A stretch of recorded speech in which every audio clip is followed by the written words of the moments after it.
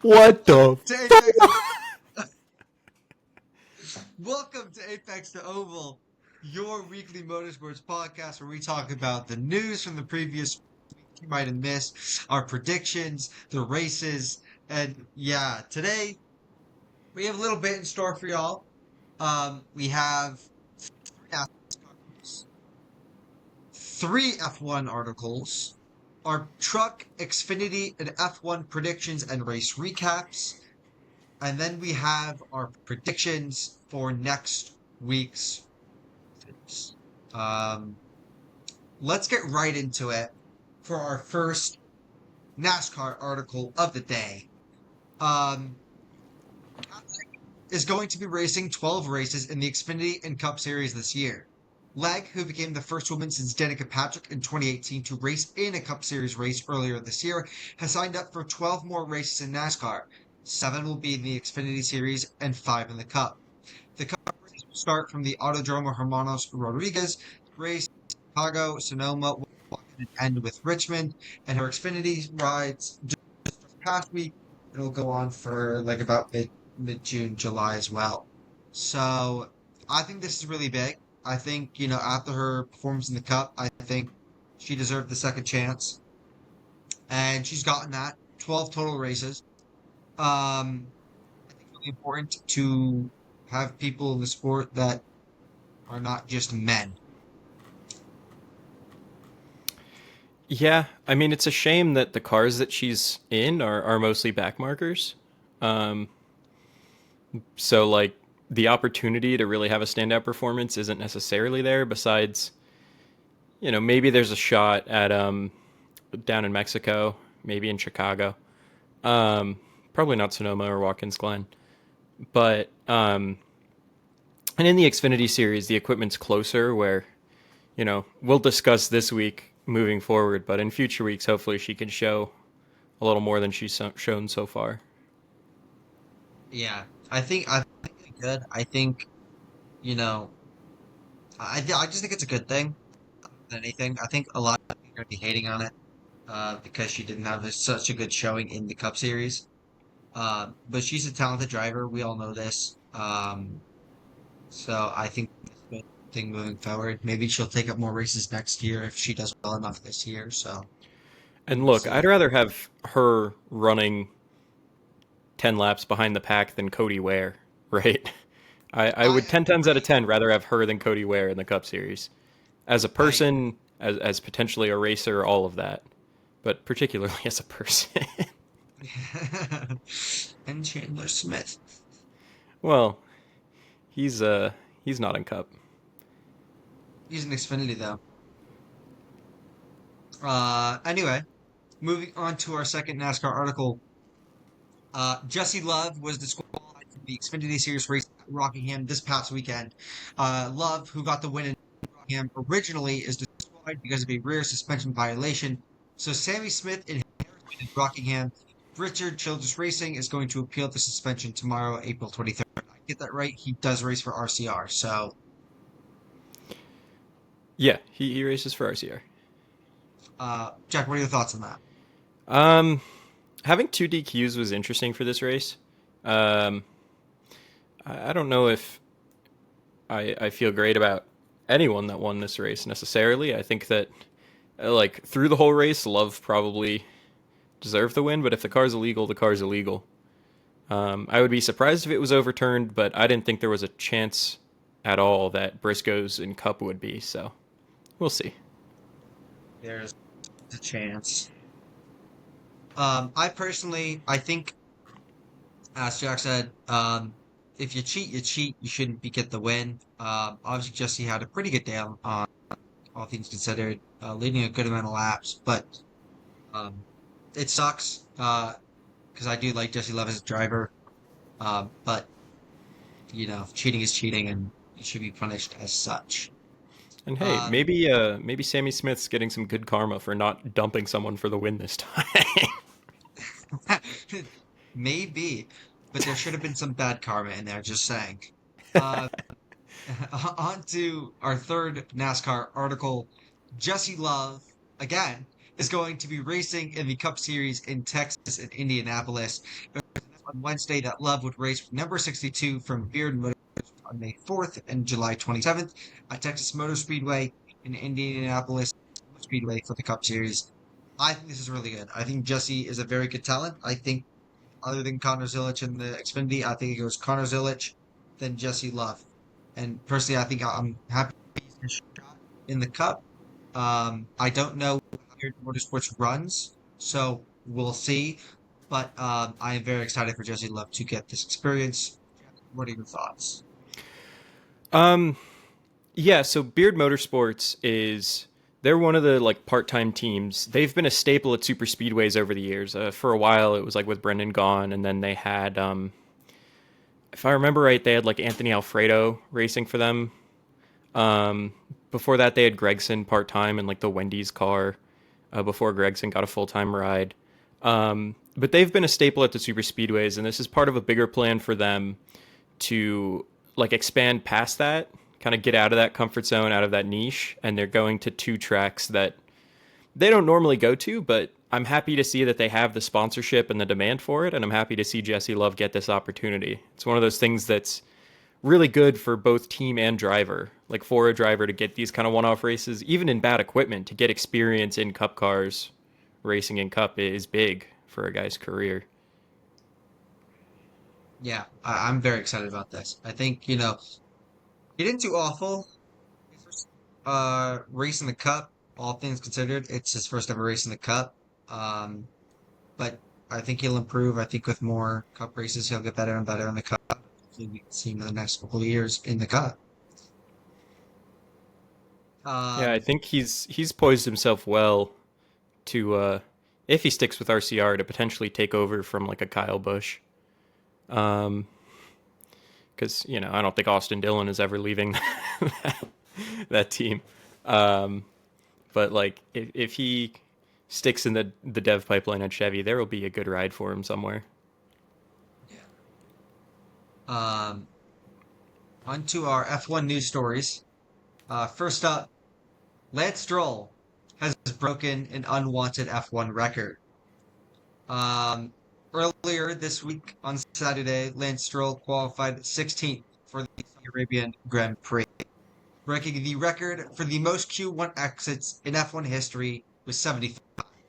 The previous record was held by Kevin Magnussen, of course, with 74 Q1 exits. What a weekend for Lance Stroll. I mean, you broke a record that's probably one of the most unwanted records in F1, and you did it. So congratulations, Lance. Let's get a round of applause. I don't know if it'll catch them, but round of applause for Lance Stroll. Jack, thoughts? I mean, it's like it's not surprising to me that K Mag had the record before as a guy that drove for frankly bad teams his whole career. Um, what is a little bit surprising to me is how recent like it all is. Like I think that people have been talking about this record as like a oh my god, this is some like unheard of number and he's like so terrible when like the previous record was K-Mag who was racing in the series like recently, Yeah. right? So like it's just the fact that he's been able to obviously with significant investment. Uh, but he's been able to hold a seat just at a generally bad team for a pretty long F1 career. Usually those kind of backmarker seats are a revolving door.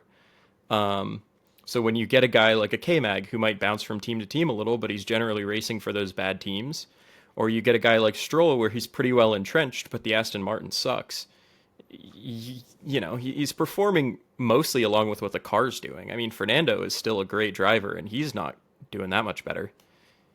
This week he only qualified like a few positions ahead, right? Yeah, this week Fernando did.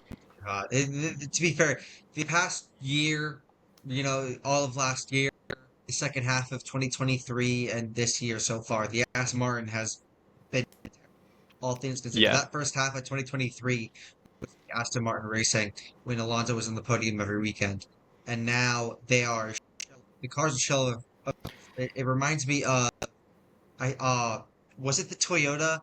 or was it there was one car, it was Robert Kubica in the car, and Kubica won like a race, and he led the championship like 4 races into the season. And then the car had zero development for the remainder of the season, and he plummeted down the order because everyone else's car was so much better. Kind of what's going now, but Aston's actually been making upgrades. So their upgrades have been. I will say for Aston, it doesn't apply for last year. Obviously, there's not really excusing that. But for where they are right now, I mean, they much like Sauber, much like I feel like there's another team with kind of a big change on the horizon that they're saving up for, but it might just be those two. Like Aston Martin has Adrian Newey coming in, and they have so much focus on next year's car and on the team starting from next year, where I don't think they came in with expectations to be super performant this year. That is true. My whole thing is Fernando might be gone by like Fernando has said if the car doesn't improve this year, he's out. He's fully said that. So yes, you're focused on next year, but really you should be trying to improve this year's car as much as possible as well. Because if Fernando leaves, you're going to be stuck. Like who are you going to get? The only driver possible is like Max. That's the only big name I feel like free agent, Which and has Mercedes been talked kind of about a lot. it There have, has. And but the thing is, but if anything, he's going to go to Mercedes. I feel like because the Mercedes car is second fastest right now, with some upgrades easily yeah, probably I mean, if matching you want to talk about lack McLaren. of upgrades, Mercedes seems like Yeah, they've got something cooking. yeah, Mercedes is gonna. Dude, I'm scared for McLaren. I want Oscar Piastri to win so bad, but like, dude, George Russell might be on the horizon, just waiting. Um. Anyway, onto our second F1 article of the day. Imola, the race in Italy, could be dropped off the F1 calendar soon. F1 president and CEO Stefano Domenicali said that keeping two races in Italy is hard to keep doing, saying that it will be increasingly difficult to have two races in the country because interest in F1 is growing, and it's a situation we will have to deal with in the coming months.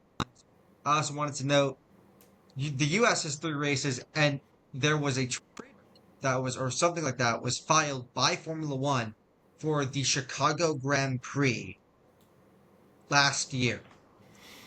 So are they using this as an excuse to give the US another race? And if they do that, how long till the Europeans completely riot? I I almost I don't think that this would be for a fourth U.S. state. I think that it would be in place of one of the other ones. Um, if they did move locations around, because remember, like of the U.S. states, only COTA is a permanent track. Um, True. so the other ones like can move. I don't know what the exact contract situations look like, but I wouldn't be surprised if they tried to move them around. But I think that if you're talking about like a China, if you're talking about Africa, which we've talked about in other weeks, there are other places in Asia where like there's demand for it. I personally think that this makes a lot of sense. I think that Imola still being on the calendar is just a remnant of like COVID era needing to fill the calendar. Um, and I was kind of surprised it ever stuck around because Monza definitely should be like the Italian race. I don't think there's any Yeah, arguing that. that's true. Um, but I get wanting to, you keep a race per country almost in Europe, but trimming the fat there kind of so that they can branch out to these other markets like they're trying to do with the US. Um, Yeah. where like clearly they're investing so much in the US because I would argue that F1 fandom in Italy is probably like saturated. Like I don't think that they're going to be finding too many new fans by holding the race at Imola versus just having the one at Monza. Yeah. Whereas if you're in like Africa or if you're in a second date in China but somewhere else, there are potentially many new eyeballs on the sport that you wouldn't be able to get just keeping extra dates in Italy or, for the 1 year that they'll have, I forget what other country, but like having these duplicate dates in Europe. Personally, I'm kind of like if there is a track that they if there's a track that they can bring back, Asia, or second option, Germany. I want one of the two back.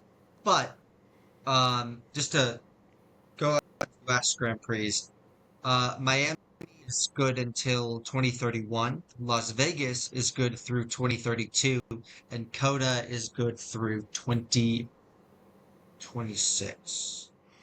Through Hmm. 2026. So maybe they switch out Coda for um, Chicago, That's but why would you have three street races in one? Like that doesn't make sense. I get chasing fandom in major US cities, but Miami and Las Vegas feel like the wrong places to do that. If I'm being honest, like Yeah. Chicago would make sense for that. Trying something near New York would make sense for that. LA would make sense for that. Las Vegas is a little too far to really count for that. I would Um, love a New York Grand Prix, like a New York Grand Prix. I think That that would be so fun. the Oh, the logistics might logistics, be the dude, worst thing they ever. don't work at all. Like, dude, cannot fit on the New York City streets. Just make the car smaller and then host it.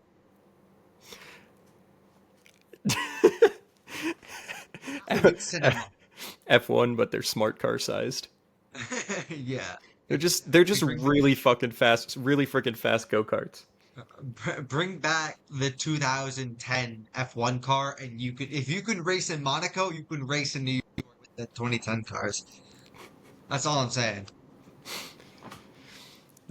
But yeah, I think honestly this should have happened a while ago with Imola Yeah, coming off the schedule. I'm sad because I do like the Imola race, but yeah, if you want to like the F1 drivers don't want more than 24 races. I mean, they much argued to have 24 races in the first place. They argued against it. So, more races in the calendar don't really seem good at this point. Is that's the right way? Is it? I don't know, but they just I feel like yeah, you have to get rid of Imola. You could get rid of like screw it. You can get rid of Las Vegas because it's way too late in the US Yeah, anyway. So. I don't understand Las Vegas. I don't either. All right. On to our third and final F1 article. Saudi Arabia is interested in owning an F1 team. The Prince of Saudi Arabia said it could happen. It could happen soon. You see the growth in brackets up, but we have a lot of interest. We're hosting Formula One, sponsoring teams, so I wouldn't be surprised if we see an announcement for a Saudi team. Now, here is my right. I don't think it should buy a team with all of the with all of the with all of the like issues that have taken place in the Middle East for sporting events and all that in the past couple of years, I don't think it's a good move to have Saudi own team. Also, a country owning a team not seem like a good idea if they host a race, because then they could like a lot of F1 teams they have their own testing circuits, not racetracks that are on there. And if you have the team in Saudi, based in Saudi, you could race on the Saudi Arabian track and get it. It's a little iffy. I feel like there's gonna be some bias, but what do you think? Yeah, I mean, I think that on on the racing fairness issue, I think that that's just the nature of teams being based in different places. Um, because obviously Ferrari isn't based in the UK, like half the other teams Yeah, are. but they're not racing on Monza or Imola. Like they're racing on their own separate track. Um, That's what I mean. but I like from kind of a human rights perspective, I think the reality is that money from all the oil states, all the like sports investment funds in that region of the world, they already have minority stakes in like half of the grid, right? That's true. Um, Yeah. like the Audi team that's kind of taken over for Sauber has I forget who invests in who, but like McLaren. I mean, there's two countries. Like I think Abu Dhabi like owns McLaren like the brand, and then there's another country that's has significant investments in the F1 team. Um, and this follows on a pattern of sports washing by a lot of these countries, especially Saudi Arabia. I mean, They were the ones who were doing the live golf thing, right?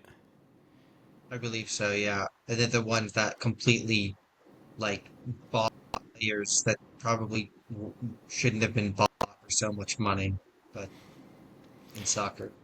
Yeah, yeah. Like Neymar was over there, right? Neymar was over there, like Ronaldo, um, there's Sadio Mane, like there's a lot of them that was over there that like, I forget his name. Like there's a lot of play, Firmino, Roberto Thank you. Firmino. I don't know how Ronaldo slipped my mind because I totally could have told you that he went over there if you asked, but I Yeah, just didn't. It and was he's not the still first over name that there. came to mind. Um, but yeah, I think unfortunately it would just be par for the course with the way that sports have been trending, no matter how I may feel about it. I don't Um, like it. but on the other hand, we do have a GM owned team coming in to the sport, and obviously the two economies function a little differently as far as who owns what, but the line between functionally the difference between that and between a quote unquote Saudi company owned team isn't really huge. It's just the fact that that the Saudi company owned team is closely tied to the government. Um, Yeah. but I mean, you can make that argument for any country, like how U.S. racing is kind of coalescing behind the new GM effort in a lot of ways. Um, if you wanted to go down that road. Um, I think now we have our predictions for the race and race recaps. So I'm gonna be honest, Friday, and I was with family Saturday, so I didn't get to watch the truck or Xfinity. I got a little bit here and there, but I wasn't able to watch most of it. Full truck series, Jack predicted Matt Crafton. I predicted Sammy. Matt Crafton finished 24th. Sammy Smith finished 16th. Your winner was Tyler Ankrum, his first win in the series this year. And your remaining top 10 were Dick Garcia, Daniel Hemrick, Raja Caruth, Grant Enfinger, Caden Honeycutt, Jack Wood, Corey Heim, Connor Mozak, Joe Ruggiero, their DNFs were sadly Parker Kligerman, Luke Fenhouse, Tanner Gray, Stuart Friesen, Matt Mills, Tyler Ski, Ben Rhodes, Steve Malozzi, Justin Carroll, and Norm Benning. Now, I did see that Ruth did cause an accident and then made his way back up to P4. So congratulations to Roger. Good racing on that part. Uh, Other than the crash, I mean, getting back up to P4 was an accomplishment in itself. Jack, what did you watch the race? Do you have like a mini recap? Any clear cut things that went wrong? Unfortunately, I spent a good chunk of this race, including the last handful of laps, at the movie theater. Actually, so Were you watching the Minecraft movie? no, I was I was watching a different movie. Um, but that means that I did not see the finish, besides like quick replays afterwards. What I did see, unfortunately, was Matt Crafton get into trouble and kind of fall out of relevance pretty early on. Um, so I knew my pick was done, but unfortunately, I missed a lot of the kind of I don't want to say important parts of the race, but I would Yeah. not be able to effectively recap it for you. Yeah. DNF, Parker Kligerman, my Connecticut King, sadly. Um, Rest in peace, Parker Kligerman. Rest in peace. What did he die? I mean, at this point, it's close to it because he DNF. The car died is what happened. The car died. Um, uh, on to the Xfinity race. Jack picked Connor Zilic. I picked Casey Kahn. Jack Jack's picked Connor Zilic got 14th. Mine got 15th. So what we were talking about, just got the win in the beginning, at the end, but then got disqualified. Sammy Smith is your winner. Parker Russell in P2, Harrison Burton, Brennan Poole, Taylor Gray, Hill, Josh Williams, that's Jeb Burton, I'm pretty sure.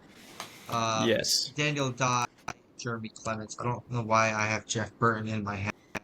And Autocorrect. your Like eternal autocorrect. And then your DNFs were Sam Mayer, Matty Benattendo, D Benattendo, D Ben, D. De Benedetto. Oh my God, Di Benedetto, Thomas Annunziata, Austin Green, Nick Sanchez, Blaine Perkins, Ryan Ellis, Greg Van Ulst, Justin Bonsignor. He also got disqualified, I believe. Um, Oh, he was the yeah. second DQ. Uh, Sheldon Creed and Katherine Legge. Uh, let's just talk about Katherine Legge for a minute, because we had a news article about her earlier. She didn't actually do anything wrong in this scenario, in my opinion. Oh, thank God. I'm so glad you said Exactly. that. Um, she didn't do anything wrong. So William Sawalich decided to be a terrorist and just wreck her. I don't know why he did that. Um, but she was letting people have the inside of the track, right? She was letting people have the inside line. Just stay on the inside and you won't crash into her. And William Sawalich just said, "Fuck no," and crashed into her during she DNF. It's not her fault. That's William's fault the entire way. I just want to say. Yeah, I One am. part I saw, it's not her fault. I was worried because I thought you said you didn't see much of the race, so I didn't know if you just saw people talking about it. Because so many people were so upset at her, even though, like, you could argue that she could have moved a little further up the track, but she was clearly on the second line and leaving that first inside line for people. The driver in front of Sawalich took that inside line just fine, and instead, Good Buddy was just like, I want line 1.6. And just cruised right into her left rear for some reason. And pushed her up the track, which it didn't help that, like, I think I saw Eric Estep immediately after it happened post something about how she, like, parked it right in front of Sawalich. And then, and I mention him specifically because I don't want to say I expect better of him, but I would not expect him to react in that way right away, in the way that I'd expect probably a lot of the fan base to react in that way when one of the people involved is a woman driving. Um, but the initial reaction was really intense, and I feel like people did come around slowly to be like, hey, she actually, like, was out of the way. It's not. That's like the one because I saw like on my Twitter feed, just kept seeing tweets from Bob Pockris, the GOAT, and I'm like, what the hell happened? So I'm like, okay, she wrecked. So I go look it up, and wow, that's not. Anyone with a right mind that isn't sexist can realize that's not her fault. She was holding her line, leaving the inside open. The guy in front of Yeah, Sawalich, I forget who off the top of my head, got through just fine, but he decided he didn't want to take that line. nope. He said, "Fuck you," and ran into the back of her. This also, I believe, is not the first time that Sawalich has done this in the Xfinity series. I also think that despite being in really good equipment, I think that he's kind of running where he is in the standings for a reason at this point. Yeah. Which I hope the best for the kid. It's just he does have a little bit of a pattern of driving like an idiot. So yeah, I'm less inclined to give him the benefit of the doubt in this situation as is. Yeah, I'm less inclined. I don't want to give him the benefit of the doubt. I don't want to give him the benefit of the doubt at this point. Like that's just not like if you're given the inside line, go the inside line. If it's unclear, figure it out. But like it was very clear the inside line was just being given, so just take it. Don't. Yeah. That's just a misjudgment. Yeah, but claps for Ryan Sieg, who Yep. was really good up until I don't think he ran out of gas so much as couldn't get any gas into the fuel pickup at the end there. But he was leading the race for like the entire second half of it. It felt like Yeah, I um, think he had like he was in control until he ran out of gas during a caution, wasn't able to get to pit road, ended up like a lap or so down, and couldn't come back from there because it was right at the end of the race. But he yeah, he led 77 laps during that race, probably most of them in the second half. Like the dude was on fire, Yeah, and from I what mean, I could every tell. time, like a caution comes out or like drivers get close. Like it was Love that was chasing him down for a lot of that time. And you're thinking, okay, Love is in an RCR car and Ryan Sieg is in his own car. Clearly Love is going to make this work at some point because the equipment difference is like significant. But Sieg kept holding on, and it took him not being able to get fuel into the pickup to end his day. But I think that if that doesn't happen, I think he might have won. And we saw Love got disqualified, at least for the time being, anyway. Some other notes from the race. We have Alpha Prime Racing, which I always forget is that team's name. Had two cars in the top five even before the disqualification. Parker Retzlaff's original P3 was the highest finish for the team in its kind of short history. And then Brennan Poole, originally P5, made it their second top five, which was the first time ever they had two cars in the top five. Those obviously now are moved up to second and fourth for the time being. So really good day for them, and especially happy for actually both of those drivers. Kind of deserved a result like that. I think that Poole he's been mostly driving back markers for like his career, and he's had a string of bad luck.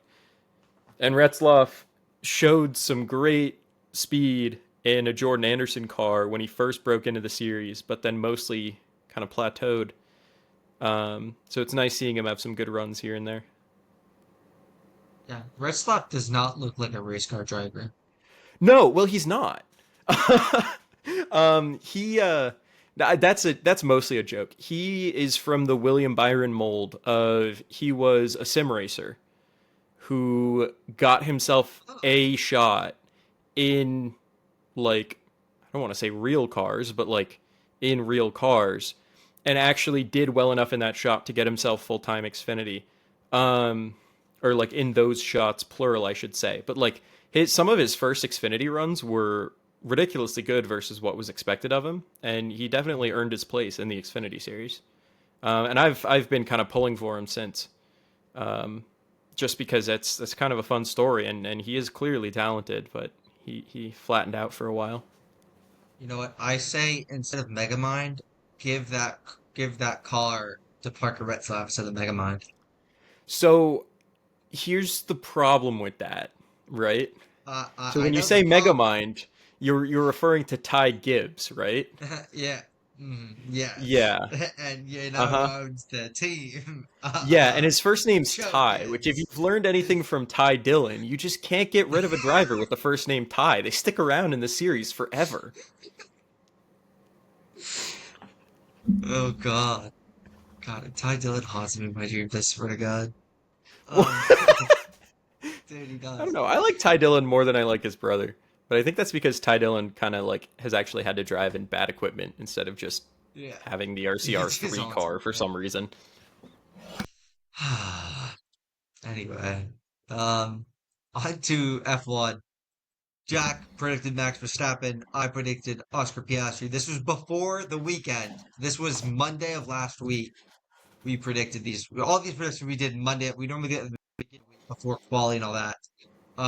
Your winner was Oscar Piastri, and your remaining podium was Max Verstappen in P2 and Charles Leclerc in P3. And your DNFs were Yuki Tsunoda and Pierre Gasly. Now, here's the thing. If Max Verstappen doesn't cut the corner at the turn one and overtake Piastri, he doesn't get the penalty and he most likely wins the race. I could see And it. you and Max, although he can say, "Oh, you know, he cut me off, he pushed me off," you weren't making the corner anyway, bud. It didn't matter. You were Yeah. going too fast and didn't brake. You were missing the corner either way. That literally would have given. Yeah. I mean, I picked Max, but I know that you knew in real time that I wanted him to have been forced to give that position back real time. I was a little sad that it came down to a 5-second penalty because yes, that I, helped Piastri win the race, but I feel like he could have been racing George Russell as a consequence of that move. But instead, he was able to kind of build out that gap just by like virtue of having clean air. And yeah, putting dirty air on Piastri, you then put dirty air on Russell, who spreads them out by about 5 seconds. Um, but I, at the same time as saying that I do think that Max probably deserved to finish lower than P2 for that incident alone, I will say that I want to take a mini victory lap because if I remember right, I was saying when I picked Max that I saw him putting in a nutty qualifying lap Oh and yeah, you starting from did. pole, and he did that. like, Dude, that call out was freaking gross, dude. I swear to God. Dude, purple first sector, 2/10 up. Yellow second sector, gone into the third. Like what the hell? What? it, he's nuts. He decided he wanted to finish that 2021 lap, Yeah, apparently, and then he yeah. relived Apparently, 2021 by trying to cut a corner too. But yep, that's beside the point. Uh, yeah, but but no, I mean, I think that obviously Oscar won the race, and I think that as you pointed out, Max did really well to a point where I think this is the happiest that we've both been with our predictions in a race this year. yeah, yeah. Other than me getting Denny Hamlin right twice in a row, and then I got no. The time before this, but like I got Kyle Larson, and then I got Denny's. I'm now excited. Yeah, that's why I said us both. You've been good, and I have been terrible all season. I'm just picking. It's just been working. But yeah, the Yuki Gasly incident. So, as you well know, but Yeah. kind of full disclosure, I was working on like a thesis type document this weekend. So I actually lost track of time right at the start of the race, and I missed the first like two laps. I started watching at like 1:07 p.m. Eastern time. So I actually almost fully missed the Yuki Gasly incident because I joined the broadcast during the cleanup of it when they were replaying Max's move and talking about potential penalties. And so I saw a brief replay, but can you kind of walk me through what happened there? Yeah, so everyone gets through turn one just fine other than Max. And then turn two comes about. Maybe it was turn three, I forget. I don't remember what fully what turn. But it's like one of the first three turns. And Pierre tries to for some reason go inside, but he didn't have room. And then Yuki turned in, and then Pierre turned out, and they both just crashed into each other and hit the wall. I don't know whether I put this. I'm not going to put it on Yuki. I'm not going to lie. I don't care. It from what it looked like, Pierre kind of just corner, and it seems like as Yuki was going this way in the corner, he was getting around the corner and then just hit Yuki, and they both left. What I could tell from the clips.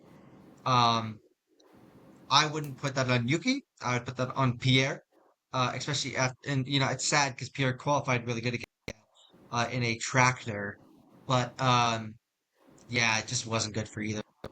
They both got out of the race, both DNF. Yeah, which unfortunate on both counts, really. I think that, I mean, Pierre has been doing really well. I think that especially Yuki kind of really wanted and needed a good finish in a race where, he kept up with Max when Max had no pace last week. Hmm. But, when Max qualifies on pole, I think if you're Yuki, you want to run a good race. And Yeah, that's a tough way to start and end your day. yeah. It was not no bueno for Yuki, but um, it's street circuit, so you can't really hate it because it is Yeah. street circuit. Um, Um, the rest of the like top five, was it Russell Antonelli or was it Russell Hamilton Antonelli? it was Or wait, no, Norris forced his way Oscar, up there. Oscar, Oscar Verstappen, Charles, Lando, George, Kimmy, Lewis. That's right. Okay, sorry, I forgot that Lando made his way back up there. I will say Yeah, it's Lando. funny that it took Lando crashing in qualifying and starting further down the grid for McLaren to finally figure out what good strategy looks like when you have two good drivers. Because look Yeah, at where Lando finished. like like they can yeah, figure this stuff out. They don't need to tank their strategy just because both their drivers are good. They could do it. Like yeah. Like Lando was my driver of the day. Like P10 to P4. I mean, really make take. he did kind of flub by trying to race Lewis, because Lewis was outsmarting him for like 2 or 3 laps in the DRS zone. So, That was really dude, that funny. was, dude, that was, dude. You would see Lewis like half a second ahead, and then you just see Yuki fly by before the Or Lando. corner, and then Orlando, sorry, Orlando would fly by before the corner, and then you just see Lewis's DRS just freaking boom every freaking for 2 laps. And then Lando's engineer had to tell him, like, dude, do not do that again. Take the DRS. Don't try to overtake him regularly. You will fight him and you will lose. It was Piastri that had like a crazy overtake on Lewis, right? I think it was No, Lewis. yeah, Piastri, yeah. Dude, it was on the outside of a turn. You just don't overtake at. Yeah, no. I remember seeing someone else try to make it happen later, and it just like didn't, and I Yep, was like, "Dude, Piastri yeah. is nuts." Piastri has balls. That's all I'm gonna say. I think of Ricky and how Ricky Bobby has balls, right? That's all in F1. Okay. But yeah, That's all no, I'm saying. Piastri is so good, man. I He am really is. my takes from a few years ago when he was like tearing it up as a prospect look so good right now. I was so disappointed when he was an Alpine reserve driver. I'm not gonna lie. And then when they didn't find a spot for him, I was like, Jesus Christ, F1 is broken. But now he's Well, competing for a championship as he rightfully yeah. should be. I think right now, unless Mercedes, like if Mercedes can't get the upgrades they need, this is a Piastri championship all the way. Like I Lando is good. Lando has a chance still, right? He will have a chance. He's in the McLaren. He's his teammate. But for me, when he's put under pressure, he makes too many mistakes. Piastri, he makes mistakes under pressure. He doesn't make as much as Lando. And that's going to be the deciding factor if Mercedes can't get their upgrades right. Is it's going to be Lando makes too many mistakes, Oscar makes less mistakes, Oscar will win. Yeah, I think it's too early in the season for this season to Yeah. make a statement like that, right? Because this is the first time that we've seen Oscar really running up front this consistently. Yep. Um, but I so I don't want to say that it's like Piastri's to lose at this point, but he certainly put himself in a better position than people expected because I think people kind of saw it coming in as Lando was like the guy. Yeah. Um, I think also like I, I see it online a lot. Like Lando, I feel like his mental health, it just like when he does good, that mental health of his just dies down. And then when his mental health dies down, he makes a lot of mistakes. And you can already see from how he's like interviews and everything, and like his confidence is down from the past couple of races. So for me, I think Oscar will still win the championship. I think that Lando will give him a very good shot, and get their upgrades. I think George takes the championship, just because George is the most experienced out of Oscar, Lando, and um him, and George. It seems to me like George can. at least for the driver title, I think constructors is definitely going to be McLaren at this point. Oh, Um, unless McLaren fall off a cliff like Red Bull did last year, it's gonna be McLaren. No one will but I challenge them. do think that, especially with George being an established number one driver, where they're willing to kind of team orders Kimmy, um, and that dynamic not existing at McLaren, and probably even if Piastri gets off to a championship lead, probably won't really exist at McLaren, um, because I don't think that they're going to do that to Lando. Um, like there's a path there to make it competitive. Um, if, as you say, Mercedes does like improve, and sort of Yeah, close that gap. I mean, even if like say Ferrari just improves massively for some reason, which at this point I don't think it's possible for Ferrari to stay in any fight in the constructors or the drivers. But if say they do, it's another McLaren situation. You're not team orders Charles for Lewis. You're certainly not gonna team orders Lewis for like it just it's a whole conundrum there. It's it's a great problem to have two elite Yeah, drivers in a car. Unfortunately, I don't think you could have picked two worse teams strategy-wise to give that to. Yep. Yeah. Even like when Lewis and Nico raced, you didn't have team orders there. They just let them race most of the time. Like there were times where team orders were given, but that's because they kept crashing into each other, so they had to give team orders. Like And it also, though they were still like winning, right? Like they weren't like hurting each other's ability to race. Like obviously exactly. besides incidents, but it's not like doing strategy in a way that doesn't do team orders was taking them both out of a race like it did in Yeah. Suzuka this year, if I Yeah. remember right. It was a super game. That's what Max. But yeah, like I just the strategies are gonna suck. Anyway, um, on to some predictions. So this week we have the NASCAR Xfinity Series AG Pro 300 on the 20th of April, 4 p.m. Eastern Time. The AG Pro is, I believe, Talladega. And you have the NASCAR Cup Series Jack Links 500 on April 27th at 3 p.m. Eastern. That's also at Talladega. The first Talladega race of the season this year.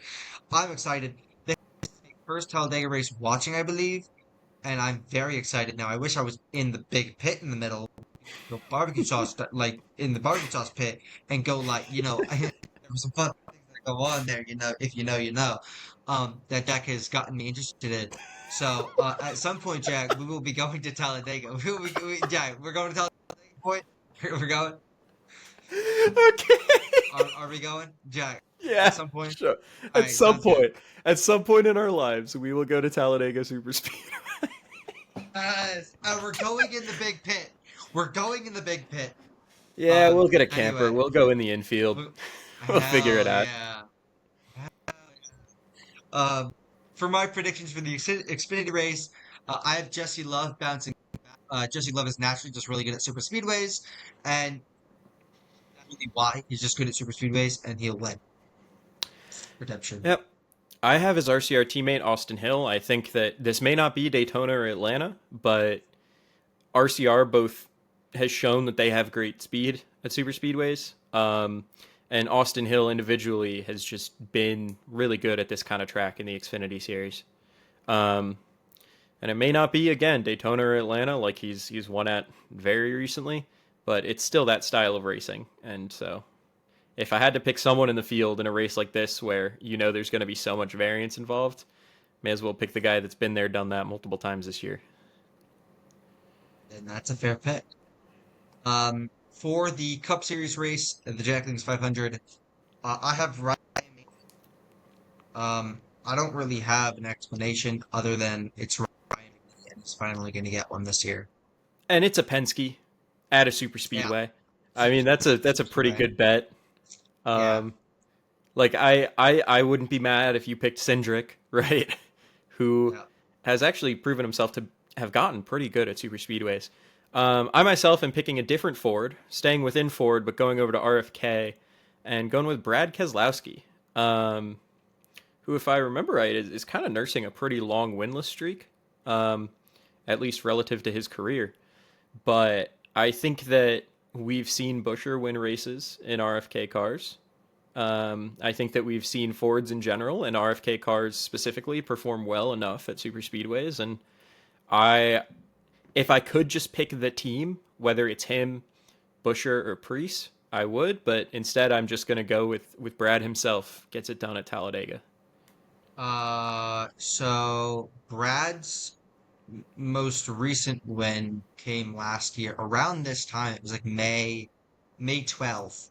Oh, it was last year. I Previous think it that was last year that he before broke.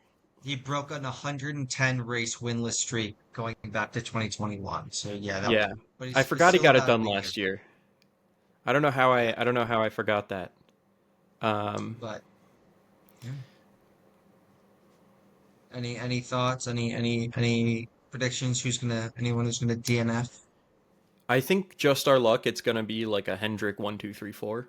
Um, since we both picked Fords, I would love to see the Toyotas perform well here. I mean, obviously, you know that I have a particular love of Bubba Wallace, as you can clearly see the Yep. hauler in my camera shot. I don't know if it gets cropped out, but it's It gets cropped out in this view, but uh um but yeah, I got oh, behind me a bunch of Bubba Wallace diecasts, a hauler, a Funko Pop of him, all that. Like I am a fan of his.